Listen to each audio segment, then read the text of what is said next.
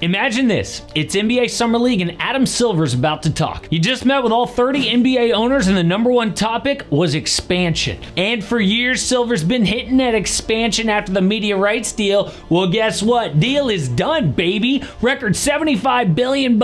So reporters from Seattle sent to Las Vegas for the big announcement. When are we getting our team back, Adam? Well, actually, it's a complicated issue. We're now engaging in an in-depth analysis, something we weren't prepared to do before. But beyond that, it's really day one of that analysis.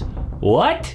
Day one? Silver's been talking about expansion for 3 years. So much so that 2 cities are basically decided, Las Vegas and Seattle. So why would you lie and say it's day one? They think we're stupid? No, there is a very interesting reason why the NBA just killed expansion. Now, adding 2 new teams will be a huge deal, but the NBA currently has 30, and 32 puts them right in line with the NFL. And yes, the NFL is the most successful league, but the NBA is number 2. They can handle this. Plus, basketball has way more players than football around the world. People are all worried about, diluting the talent. No, each team has 15 players max. You're telling me adding 30 new players is going to kill the NBA? There aren't 30 guys out there who deserve a chance. Just look at all the talent in Europe. So the first time that we really heard about expansion was June 2023.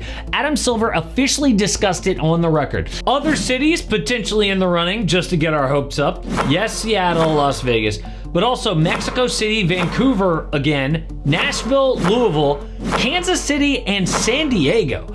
Now, Silver said the NBA would turn to expansion after media rights, but that became a pattern. Silver started to set up 3 major hurdles to NBA expansion. Hurdle number 1 was the CBA, which got finalized June 2023. Then media rights, announced July 2024. But finally, major team sales. Everybody wanted to see how much the Celtics would go for because it sets the market for a fat expansion fee that the owners get to share. Then bam, Celtics go for a record $6 billion, and out of nowhere, Lakers sell for $10 billion. Expansion is a no-brainer. Can you imagine a $10 billion expansion fee for 2 teams? That's about $667 million for each owner. A more conservative $5 billion expansion fee, still $333 million each. But with all the hurdles clear, Silver shut it down. Why? Well, first off, it's not even Adam Silver, okay? He works for the owners. They are telling him what to say. And right now they are scared.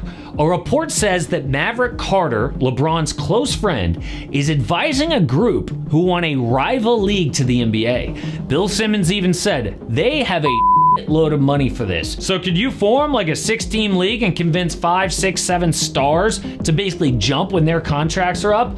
I think it's real, and I think the NBA owners are a little more worried about it than has been reported so far. Really, a live golf situation? The Saudi government spent billions to break up PGA golf by poaching stars with unlimited money. That would threaten the entire NBA. Can you imagine if guys like Luka, Giannis, Nikola Jokic suddenly left the NBA in their prime for a new league earning twice as much money? Yeah, after it happened to golf, every other league has been afraid it will happen to them. So, the NBA is getting ahead of it by creating a new league of their own overseas.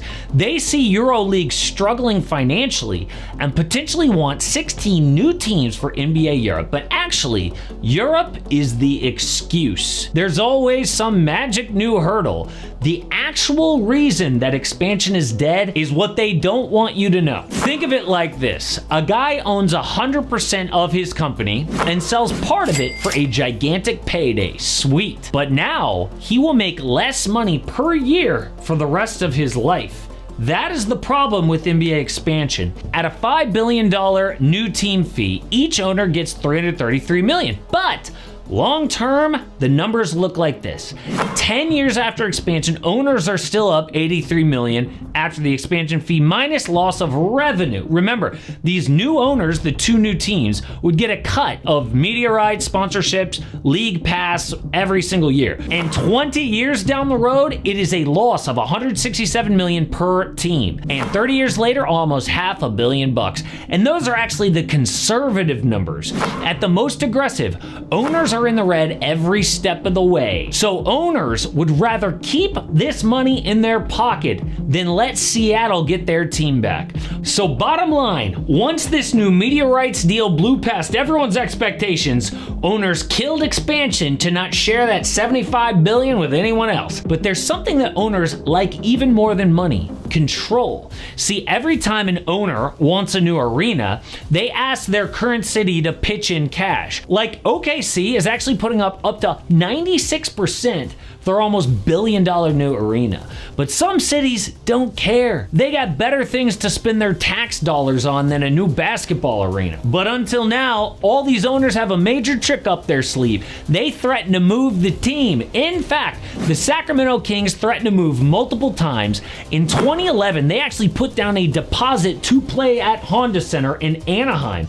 Then in 2013, the old owners agreed to sell to a Seattle group who could move the team up north. But then the mayor of Sacramento, Kevin Johnson, actually an ex-NBA player, rallied business owners and city council to approve $255 million to build a new arena. So the NBA owners then rejected Seattle, and the team sold to Vivek Ranadive with a new arena in downtown Sac. That also happened with the Bucks in 2014, the Wolves in the 2000s, and others. But that threat goes away if the NBA expands to Seattle and Las Vegas.